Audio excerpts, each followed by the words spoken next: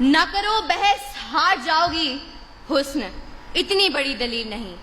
زیوکار، کاہل، نکمے، بیکار، سست اور نااہل لوگوں کا خود احتسابی کی بجائے ناکامی کا ذمہ دار تقدیر، نصیب، مقدر اور قسمت کو ٹھہرانا ریت اس نگر کی ہے اور جانے کب سے ہے۔ اس طرف سے آ کر قسمت اور صرف قسمت کے راگ الاپنے والے ہاتھ کی لکیروں، ستاروں کی چال اور طوطے کی فال پر سر پھینکنے والے یہاں دلائل پیش کرنے کے بجائے ہمیں قصے اور کہانیاں سنائیں گے، ہندوستانی فلم مقدر کا سکندر چلائیں گے اور ایوان میں بیٹھے باشعور لوگوں کو ماموں بنائیں گے، لیکن میں ان کی کوئی فلم چلنے نہیں دوں گی اور دلائل سے یہ ثابت کروں گی کہ کامیابی قسمت سے نہیں محنت سے ملتی ہے، کیونکہ پھول یوں ہی کھلا نہیں کرتے، بیج کو دفن ہونا پڑتا ہے۔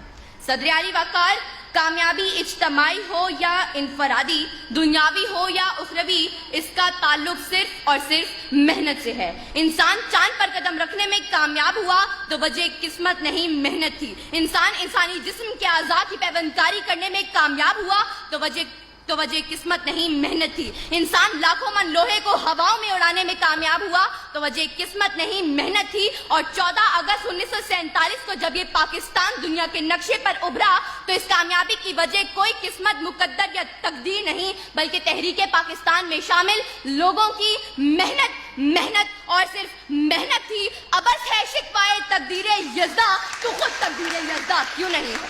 صدر اعلی وقار، اس طرف سے آ کر ایڑیاں اٹھا کر اچھل کود کرنے والے ان قسمت کے ماروں کو بتاتی چلوں کہ تلاش رزق میں نکلنے کے بجائے کسی منوسلوا کے اترنے کے انتظار میں بیٹھنے والے آج کامیاب نہیں بلکہ ناکام ہیں۔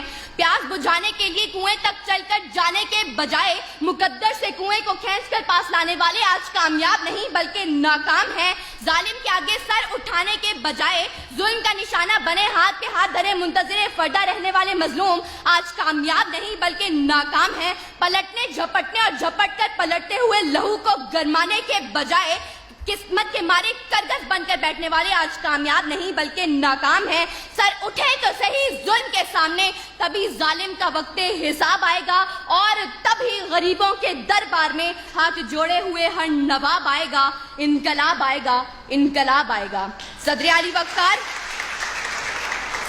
وقار، اگر آج ہم نے کامیابی کا صحرا محنت کے سر سے اتار کر زبردستی قسمت کے سر پر رکھ دیا تو یاد رکھیں کہ طوفان میں موجوں سے مقابلہ کر کے کشتی کو ساحل پر اتارنے والے ملاح کشتی کو قسمت کی لہروں پر چھوڑ دیں گے اور اپنے ہاتھوں سے چپو توڑ دیں گے۔ منزل کی طرف گامزن متحرک قافلے اپنے سفر قسمت کے قدموں میں ڈال کر جمود کی چادر اوڑھ لیں گے۔ یہ طلباء و طالبات ہاتھ کی لکیروں میں گم ہو کر کتابیں پڑھنا چھوڑ دیں گے۔ جد و جہد، محنت، کوشش، کام اور بس کام کے فلسفے کو چھوڑ کر فٹ پاتھ پر بیٹھے عامل، بابا نجومی اور بنگالی جادوگروں سے ناتا جوڑ لیں گے اور آج کے اس مباحثے کے منصفین مقررین کی تیاری دلائل اور محنت کو دیکھ کر نمبر لگانے کے بجائے آخر میں اول، دوم اور سوم آنے والوں کے لیے قسمت پوری کھول دیں گے۔